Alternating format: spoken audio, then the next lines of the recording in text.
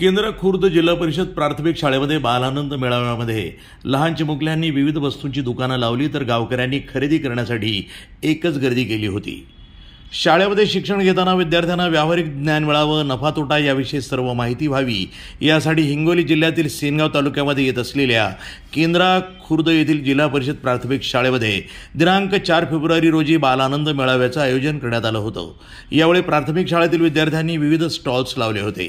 यावेळी मुख्याध्यापक Shri Hebade sir, Tadas sir, Ujade sir, Hamane madam यांच्यासह गावकरी निलेश सुर्वे, विठ्ठलराव जाधव, सुनील गवळी, गोपाल जाधव, बंटी जाधव, कैलासराव गवळी, पिंटू सुतार यासह गावातील नागरिक महिलांनी जिल्हा परिषद प्राथमिक शाळेमध्ये हजेरी लावून शाळेतील विद्यार्थ्यांनी लावलेल्या दुकान अर्थात स्टॉल्सवर विविध वस्तू खरेदी करण्यासाठी एकच गर्दी केली होती। यावेळी विद्यार्थ्यांच्या तोंडावर हसू फुललं होतं। NTV news Marathi.